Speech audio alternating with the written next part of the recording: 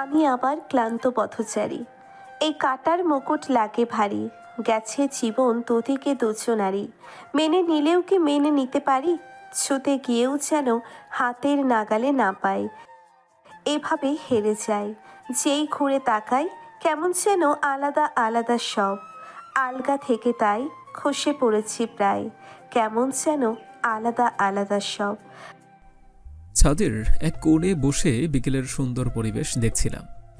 কারো মিষ্টি কণ্ঠে গান শুনতে পেয়ে অনেক সময় এই মিষ্টি কণ্ঠের মানুষটিকে খুঁজতে লাগলাম, কিন্তু কাউকেই দেখতে পাচ্ছি না।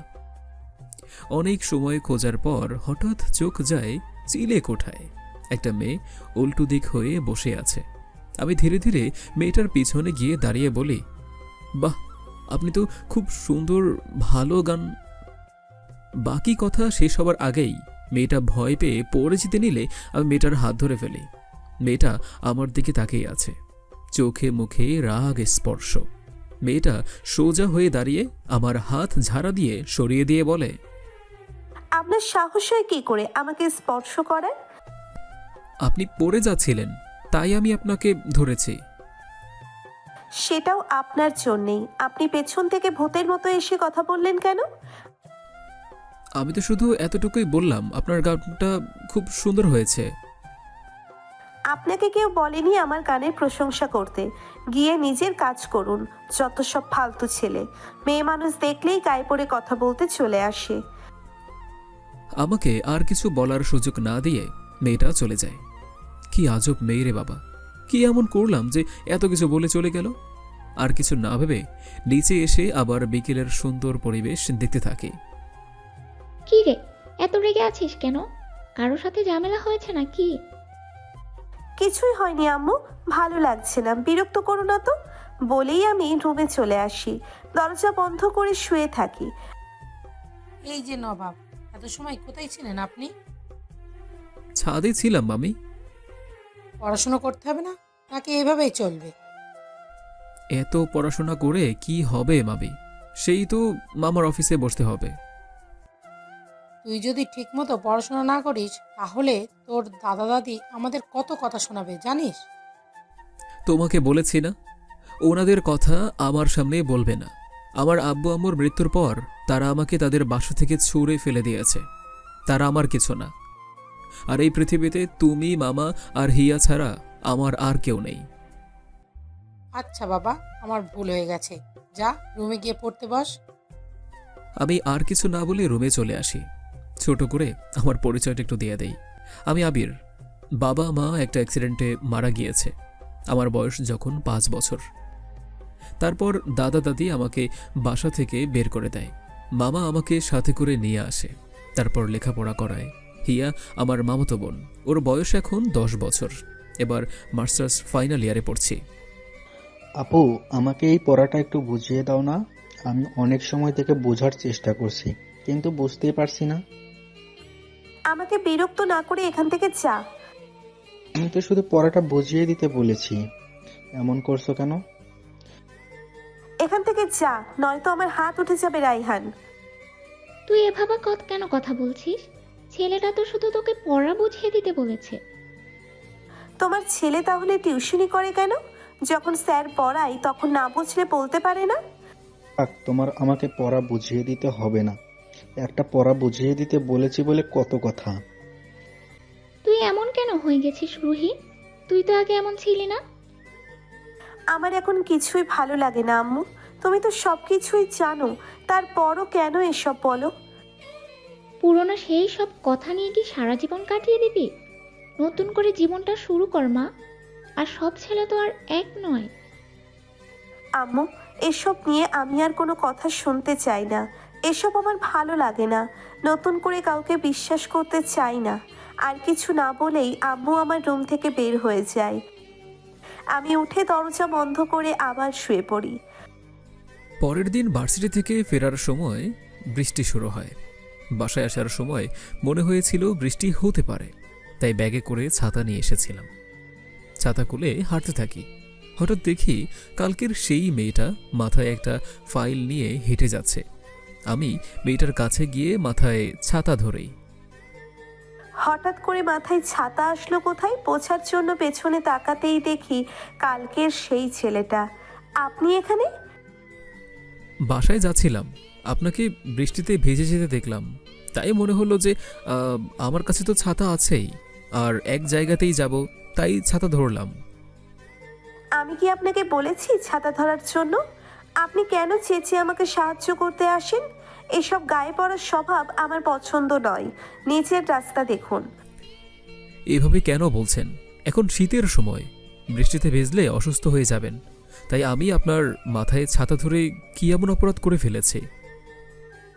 অসুস্থ হলে আমি হব, তাতে আপনার কি? আপনাকে তো বলবো না আমাকে মেডিসিন এনে দিতে। আপনাকে যেতে বলেছি, আপনি যান। আপনার সাহস আমার প্রয়োজন নেই। এই মেয়ে কিসের এত অহংকার? হ্যাঁ, মানে নিজেকে কি মনে করেন আপনি?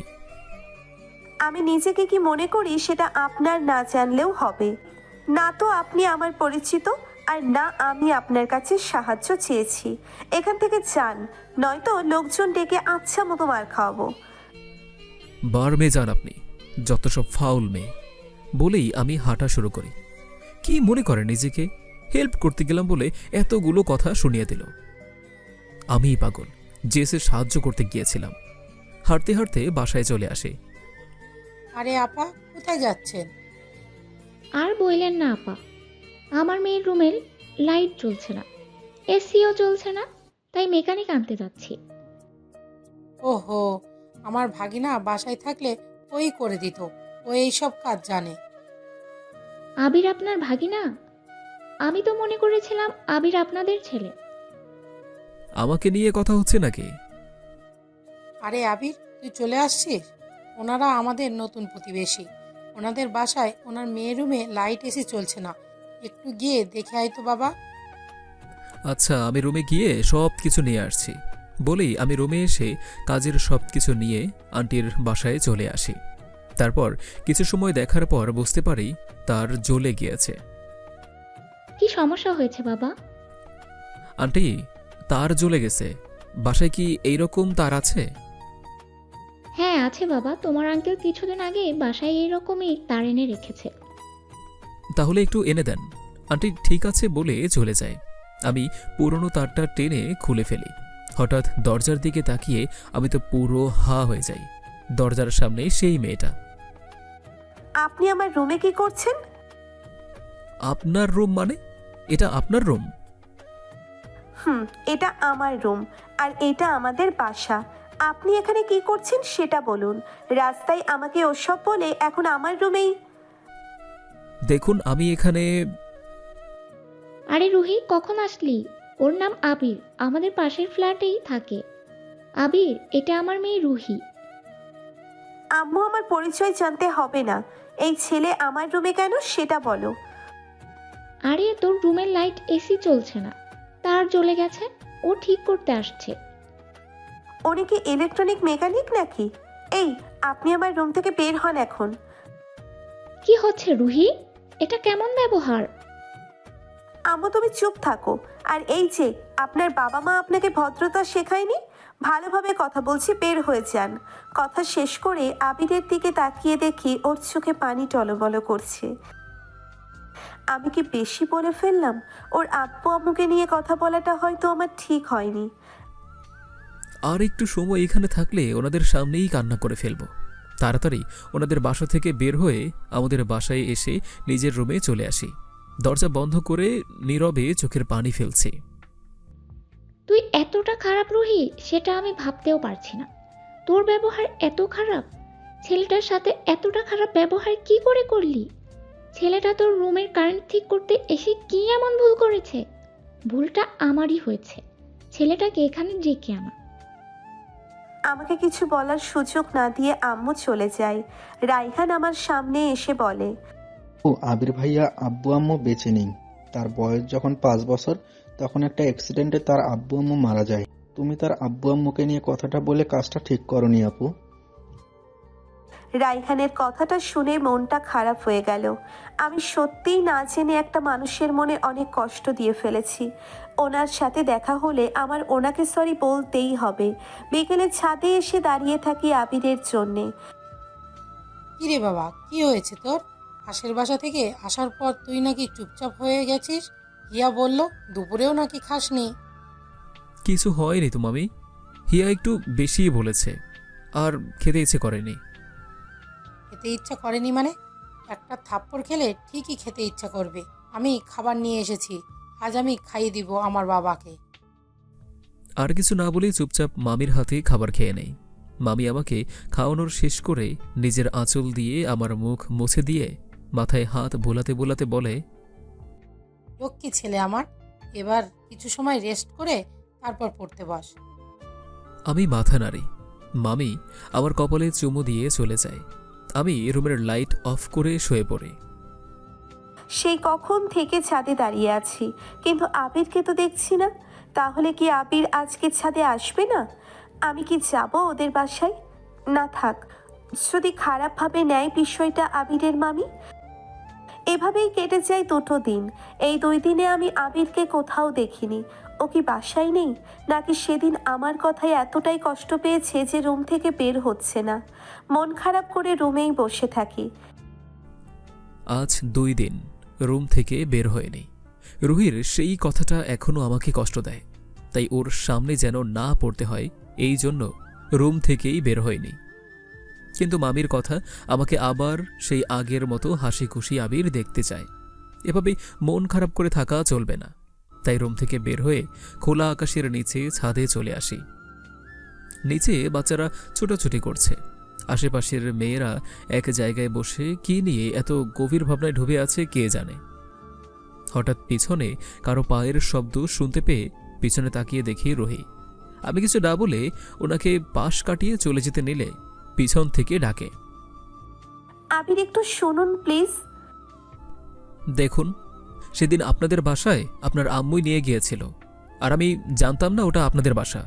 যদি জানতাম তাহলে যেতামই না, সত্যি। সেদিন ঘটনার জন্য আই এম সরি। আমি না চিনে তোমার আব্বু আম্মুকে নিয়ে অনেক কথা বলে ফেলেছি। আমাকে মাফ করে দিও। আমি কি ঠিক শুনলাম? আপনি আমাকে তুমি করে বললেন? বলেছি, আর তুমিও আমাকে তুমি করেই বলবে। আজকে আপনাকে এতটা আলাদা লাগছে কেন? জানি না, আর তোমাকে বললাম না আমাকে তুমি করে বলতে? আচ্ছা, বলবো। হ্যাঁ, তুমি সবসময় এত রেগে থাকো কেন? ও সব বাদ দাও, আর তোমার সাথে রাগ দেখাবো না। এখন আমার রুমের লাইন ঠিক করে দিবে কবে? আমি কিন্তু এখনো অন্ধকারেই আছি। মানে কি, তুমি তোমার রুমের কারেন্ট ঠিক করনি এখনো? রাগের মাথায় তো মেকানিককে বের করেই দিয়েছি, ঠিক হবে কি করে? আচ্ছা, তুমি যাও, আমি সবকিছু নিয়ে আসছি। রুহি ঠিক আছে বললে দুজন ছাদ থেকে নেমে আসি। আমি সবকিছু নিয়ে রুহির বাসায় চলে আসি। এরপর কারেন্টের লাইনটা ঠিক করে দিয়ে কিছু সময় আন্টি আর রুহি রায়হানের সাথে গল্প করে বাসায় চলে আসি। রাত 11টা। আমি দোকান থেকে বাসায় ফিরছি, দেখি রুহির আম্মু দরজার সামনে দাঁড়িয়ে আছে। আরে আন্টি, আপনি এত রাতে এখানে? কিছু আনতে হবে নাকি দোকান থেকে? না বাবা, আমি তোমার জন্যই অপেক্ষা করছিলাম। একটু ওই দিকে চলো। আমি আন্টির সাথে একটু দূরে আসি। কি হয়েছে আন্টি, কোনো সমস্যা হয়েছে? আজ অনেকগুলো দিন পর রুহিকে হাসতে দেখলাম, তাও তোমার জন্য। আমি ঠিক বুঝলাম না আন্টি। আজ থেকে 4 বছর আগের কথা বাবা। রুহি একটা ছেলেকে ভালোবাসতো, ছেলেটাও রুহিকে ভালোবাসতো। ছেলেটা আমাদের বাসায় অনেকবার এসেছিল, সবকিছু ঠিকই চলছিল। কিন্তু যখন রুহি ছেলেটাকে বিয়ের কথা বলে, ছেলেটা 9-6 করতে থাকে। ধীরে ধীরে ছেলেটা রুহিকে ইগনোর করতে থাকে। একদিন রুহি ছেলেটাকে না বলেই ছেলেটার বাসায় যায়, গিয়ে একটা মেয়ের সাথে আপত্তিকর অবস্থায় দেখতে পায়। আর সেই থেকে রুহি কোনো ছেলেকে দেখতে পারে না। ওর চোখে সব ছেলেরা একই হয়ে যায়। হাসতে ভুলে গেছে। এমনকি আমার ছেলেটা যদি ওর সাথে ভালো করে কথা বলতে যায়, ও রেগে যায়। কিন্তু আজ আবার মেয়েটার মুখে হাসি দেখেছি। তুমি আমার মেয়েটাকে আগের মতো করে দাও বাবা। ও সেই ঘটনার পর এই প্রথম কোনো ছেলের সাথে কথা বলছে। আমি সম্পূর্ণ চেষ্টা করব আন্টি। আপনি রুহিকে বুঝতে দিয়েন না যে আমি ওর ব্যাপারে সব জানি, তাহলে ও খুব কষ্ট পাবে। আন্টি আমার মাথায় হাত বলিয়ে দিয়ে চলে যায়। আমি রুমে এসে খাবার খেয়ে শুয়ে পড়ি। পরের দিন সকালে ভার্সিটি যাবার জন্য রুম থেকে বের হতেই দেখি রুহি রুম থেকে বের হচ্ছে। ভার্সিটি যাচ্ছ নাকি? তুমি কোথায় যাচ্ছ এই সময়?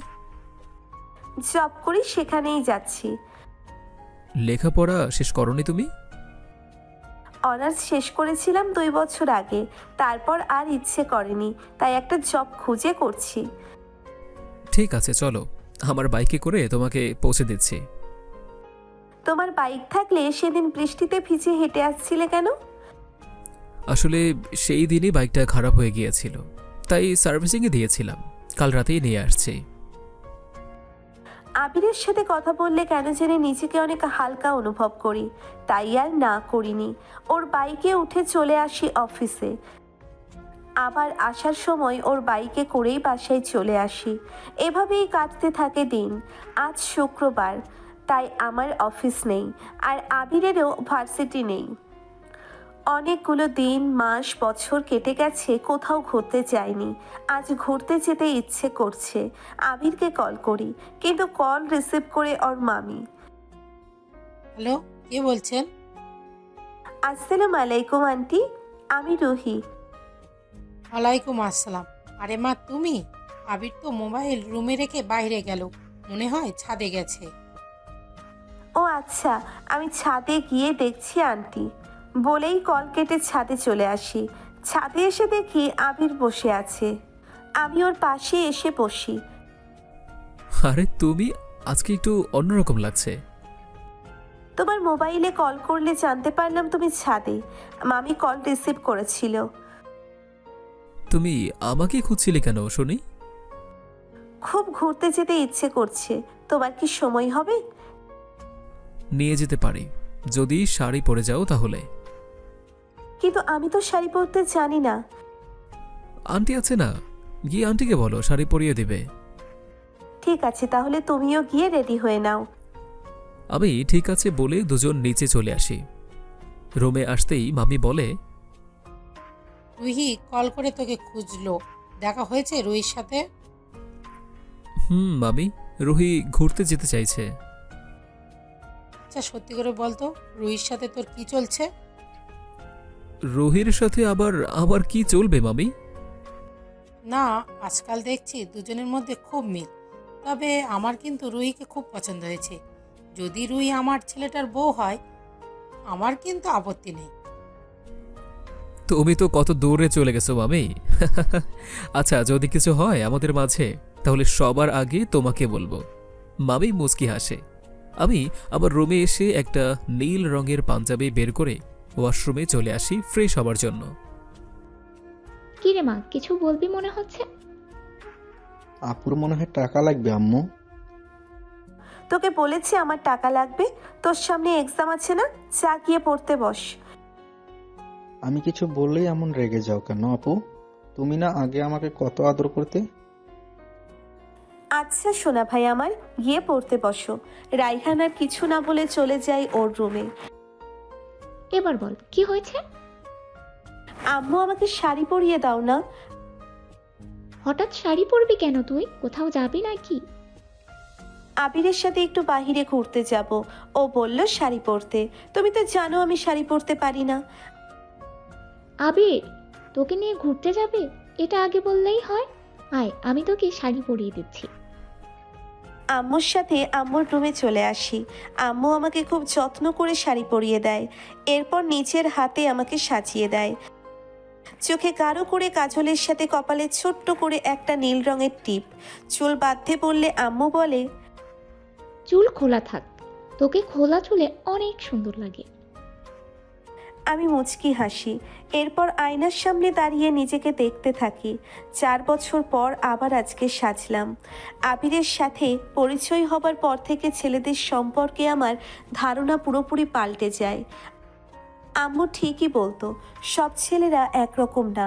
দরজায় কেউ নক করলে দরজা খুলে দেখি আবির দাঁড়িয়ে আছে, আমার দিকে এক পলকে তাকিয়ে আছে। চোখে মুগ্ধতা ছড়িয়ে আছে আবিরের। লজ্জা পেয়ে আমি মাথা নিচু করে নিই। এভাবেই তাকিয়ে থাকবে নাকি আমাকে নিয়ে ঘুরতে যাবে? যাব তো। তোমাকে আজকে একদম অন্য রকম লাগছে। রুহি মুচকি হাসে। এরপর দুজন বাসা থেকে বের হয়ে একটা রিকশায় ওঠে।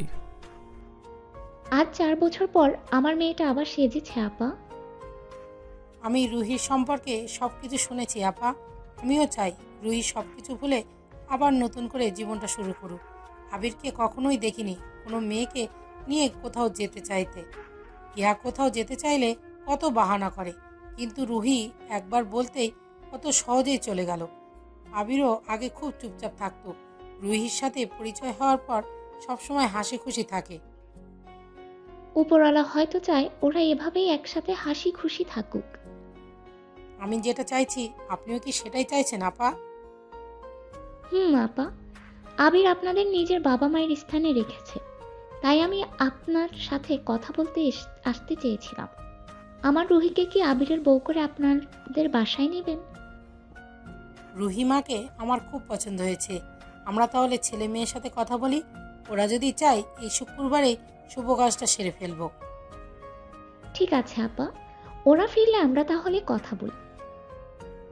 নদীর ঢেউ দেখলে মনটা কত ভালো হয়ে যায়।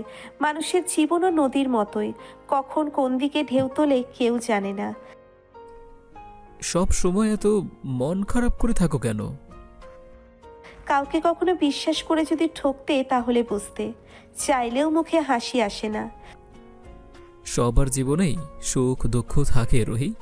দুঃখটাকে ভুলে সুখটাকে নিয়ে সামনে এগিয়ে যাওয়ার নামই তো হচ্ছে জীবন। কারো কারো আকাশে শুধু মেঘই থাকে আবির, সেখানে কখনো রোদ ওঠে না। মেঘে আধার কেটে গেলেই রোদের দেখা মিলে। শুনুনি মেঘের কোলে রোদ। মন ভাঙা মানুষ আমি, আমার জায়গায় তুমি থাকলে হয়তো আমার মতোই হয়ে যেতে। হয়তো, কিন্তু রুহি, পৃথিবীর সব মানুষ যদি একই হতো তাহলে পৃথিবী চলতো না। ভালো খারাপ মিলেই মানুষ। সেটা তোমার সাথে মেশার পরই বুঝতে পেরেছি, কিন্তু তবুও ভয় হয়। বিশ্বাস একবার ভেঙে গেলে কাছের মতো আর জোড়া নেয় না।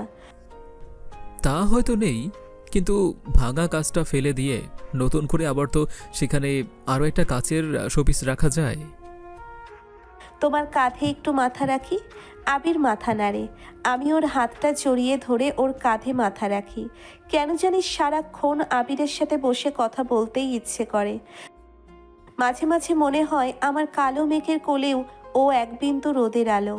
আবির আমার মাথার সাথে ওর মাথা ঠেকায়, আমি চোখ বন্ধ করে আছি। কিছু সময় পর আবির বসা থেকে উঠে গিয়ে নদীর পাড়ে কিছু গাছে ফুল ফুটে আছে, সেখান থেকে ফুল ছিঁড়ে আমার সামনে এসে বসে। ফুলগুলো আমার দিকে এগিয়ে দিয়ে বলে, কি বলে সেটা না হয় পরের পর্বেই বলবো, আজকে আসছি। আর হ্যাঁ, চোখের বালি অফিসিয়াল ইউটিউব চ্যানেলটি সাবস্ক্রাইব করতে ভুলবেন না।